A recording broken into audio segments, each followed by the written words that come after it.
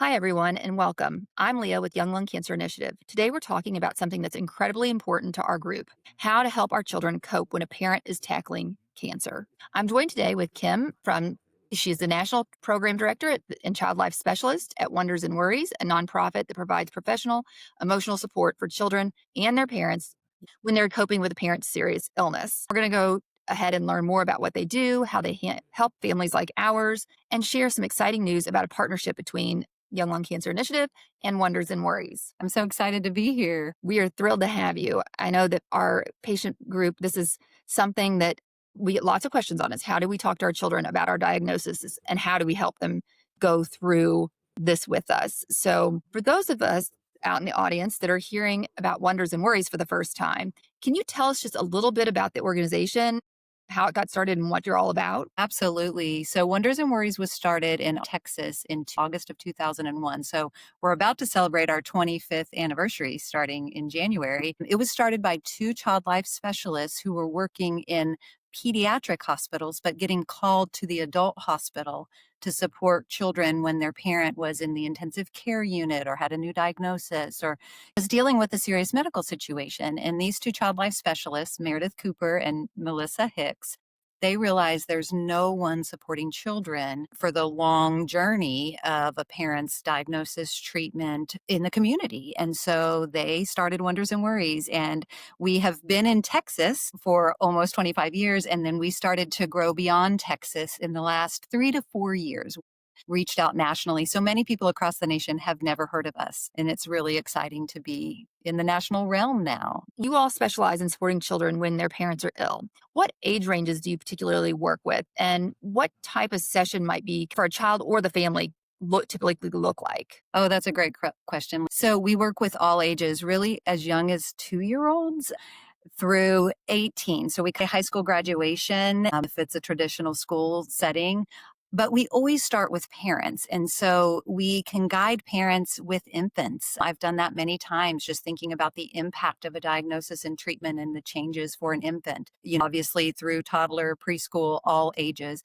But we can start working directly with children in person. It's usually around 2 or 3. We're going to talk about virtual support today. So with virtual support, we usually say about age 6 or 7, and we'll talk with parents to just determine what makes sense. Or we can work virtually with parents and children together. In terms of what the sessions look like, we focus on helping children understand cancer and treatment and side effects. I imagine all of you parents, you're talking with your children, but it might be really challenging to help them understand, I'm having radiation or this surgery or this side effect, or this is why my treatment changed. And that's where we really come in. And that's our forte and focus, is taking that information and helping to translate it for a 4-year-old or a 10-year-old, and based on that child's personality and how much information they're wanting. So we focus on illness education. We focus on helping children express their feelings and all the changes that they're experiencing. And then we focus on building those healthy coping tools. So adding to the healthy coping tools they already have and building more, because as we know, those coping tools also need to shift and change as the treatment and medical situation shift and change. That's so true. And this is wonderful. Many of our members are young parents. They're navigating cancer on their own, but also with their kids who typically don't really understand what's going on. Even I know that with my own situation, I had a 9-year-old, 13-year-old, 14-year-old, but the way we approached it was different for all of them because they were at different spots and where they can take it in and absorb it. So I think this will be really wonderful. What a great resource instead of just flying by, hoping you're saying the right things.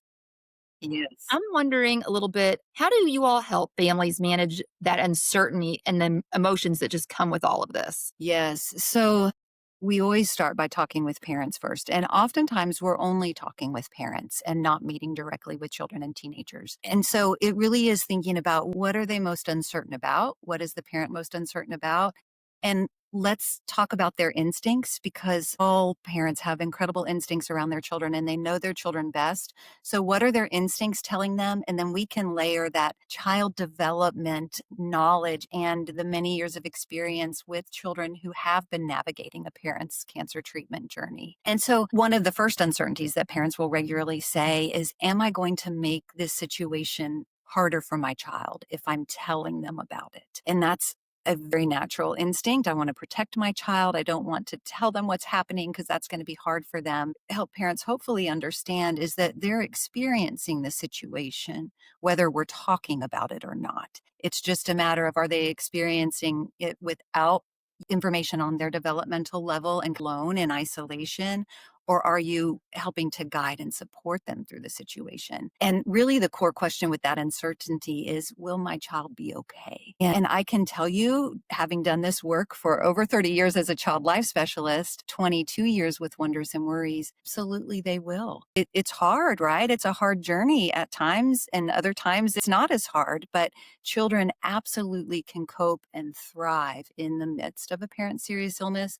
And we can help parents navigate that so that they're not overloading, but they're really tuning in the way that they naturally will. The last thing I'll say there is I regularly say, don't let cancer change the way that you parent in the way that you would want to parent through anything else, and protect that relationship with your child and all of the things that you were naturally doing as a parent without cancer in the mix. Yes, I agree that it's just an extra layer of, I don't know how you even say it, it's another hurdle in parenting. Parenting is Yes. full of hurdles as they grow and change. And as a former teacher, you teach, even teaching high school, a freshman is very different than a senior. There's a lot of changing that goes on all through childhood. And I think something I'd like to point out just from my own personal experiences, yes, we talk to our kids when we're first diagnosed, but the longer we're on this journey or experiencing this diagnosis, you have to adjust when maybe there's Yes. progression or change in treatment. So it sounds like you guys can help lead people through this. And I do think it's great that you say a lot of it's done just with parents, because I know if I said to my 15-year-old, I'm going to send you to Wonders and Worries and you're going to do this online, and he'd be like, I'm not doing that, because he's one that doesn't want to talk about it. But yet I can get advice from you and then talk to him. So I think that's a great point that you made. Yes, and I wanna add one quick thing when you were talking about the changes in the treatment journey, that is so, so true, and then the other thing that I'm sure you experienced with your children, there's developmental changes, so maybe nothing changed with the treatment journey, but you have a 6-year-old who's now an 8-year-old, and they're Mm, asking different questions, or they're experiencing the situation differently, and differently. that's also where we can really be a guide. And parents regularly ask, "Is this because my child's 13 and we're seeing kinds of these behaviors or these questions, or is it because of my cancer treatment?" And it's probably both, but we Both. can help normalize what's typical for a 13-year-old, what's typical for a child who has a parent with cancer, and how can we make it as supportive as possible for them. Wonderful. I wish I would have had that guidance when we were first going through it. But like I said, we definitely revisit it. One of the hardest things we hear from parents in our community is they say, I don't even know how to start the conversation or where to start the conversation with my children. I know that you all created a webinar, which we have watched, and I felt like it was spot on. I think it was great, is how to have difficult conversations with your children, which we are going to be sharing that link after this interview. But can you just share a few takeaways from that programming, like a little sneak peek, I guess? Absolutely. So that webinar, it's 1 hour long, and it really focuses on how do you prepare for a difficult conversation, and even that preparation of your mind of, is it important? When should I have it? Why should I have it? Just really stepping through common questions that parents have around the beginning of the conversation. So how do you prepare? How do you start a conversation? How do you set up the environment? How do you continue to have these conversations? Because like you were saying, it is never just a one time, let's talk about it and then we're done. How do you address different personalities? The child that wants lots of information and the child that's like, no, I don't want to hear anymore. So it really steps through all of those key things. And one little sneak peek I'll say, because I think this is a really common misunderstanding that parents have, is that when we're sharing difficult information with a child or a teenager, they often will avoid eye contact. They'll hide behind a pillow or cover up with a blanket or turn away, and they'll often initiate difficult conversations in the car when we can't make eye contact, at night when we're laying in bed, maybe where it's darker. It's a protective measure. It's very normal and natural, and it is okay for children to not make eye contact because they're naturally avoiding that overload of emotion. And when we're making eye contact, we have stronger emotional reactions. And so they're just naturally avoiding that because it's it's maybe too much, but they're still listening and they're still taking it in. So I actually encourage you to support the no eye contact, offer blankets and pillows, and do this in a way where they can feel comfortable. I'm not going to look right at you, but I'm going to take in what you're sharing. That's really great advice. We had that experience when we told our oldest when I was first diagnosed. I think they're not tuning you out. They're taking in what they can handle at the time. The way I look at it, sounds like I'm Absolutely. far off on that.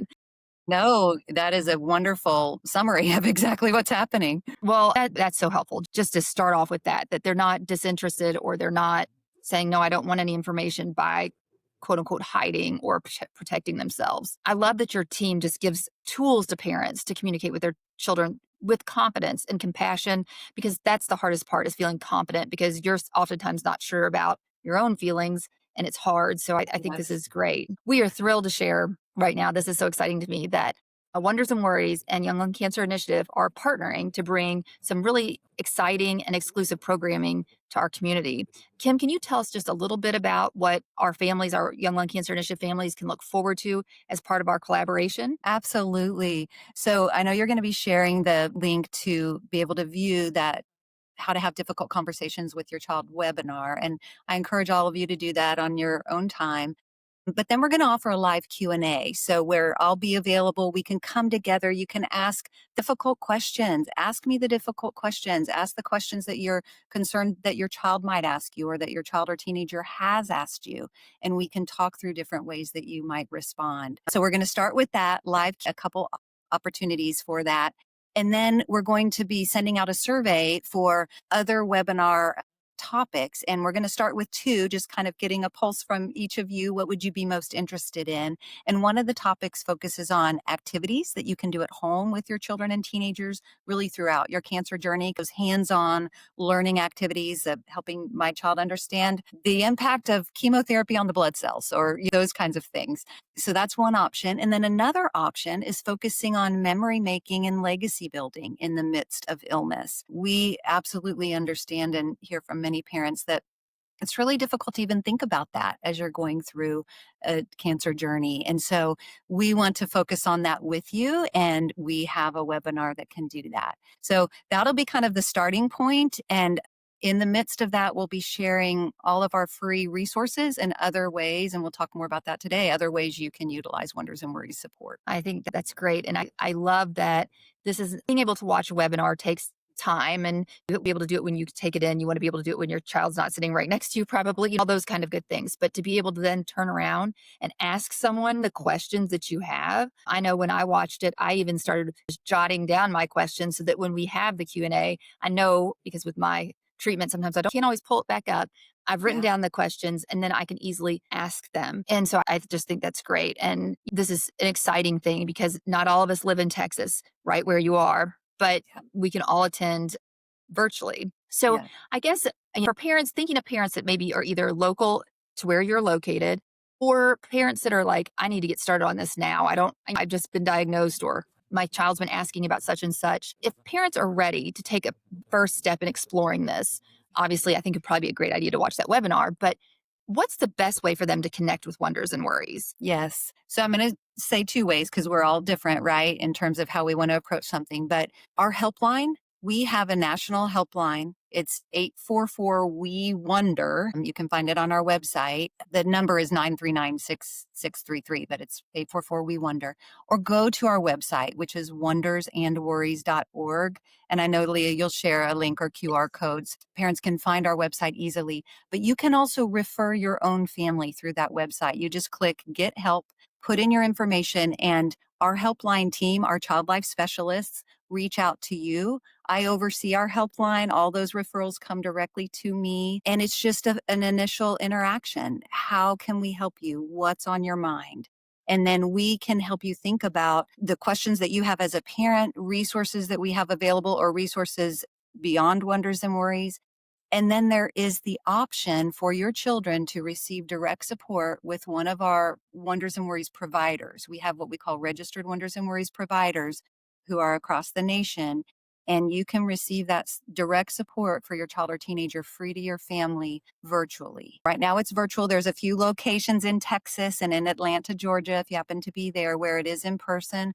but it is available to everyone across the United States for their children and teenagers virtually at no cost. And so then I actually am the one that would connect you with one of our providers and get that support set up. That's great to know. I love that you included that this is at no cost because as people navigating cancer, there's so many expenses and whatnot that, it's hard to come up with the money to do something like this. So, your child to see a therapist or whatever. I know that I've really enjoyed our conversation today, and I think that our listeners will as well. But before we wrap up, Kim, if there's one message that you could share with our patients who are facing lung cancer and wondering how to support their children emotionally, what would be that one little message? That it will be okay, that your children can cope with this, to trust your instincts, like we were talking about, and be yourself as a parent and find that way to communicate about what is happening. It doesn't need to be overloading them, but finding that natural rhythm. So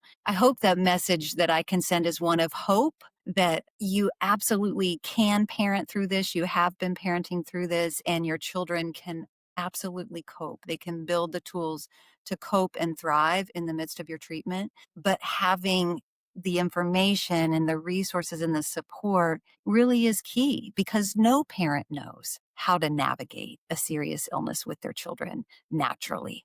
Um, Not something you really plan on.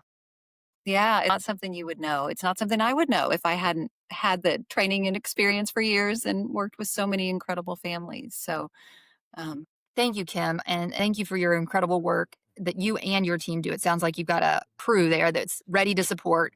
And also thank you for partnering with us and to bring these resources to the parents in our patient population. We will be sharing this link to the full pre-recorded webinar, how to have difficult conversations with your children, at the end of this video, as well in our patient group. So make sure you like and follow and subscribe so that later this month you will be able to complete the survey, and then we'll work on our next collaboration. And also you'll know when the live question and answer sessions are. But like Kim said, was on their website, and there's lots of great offerings that you can just access that are pre-recorded. They also have a little sneak peek here. They have a podcast that Bianca and I are going to be guests on here shortly. So we're excited. And I just thank you for your time today. Please, all of you out there, make sure that write your questions down and be ready for the Q&A. thank you so much, Leah. And thank you all for watching.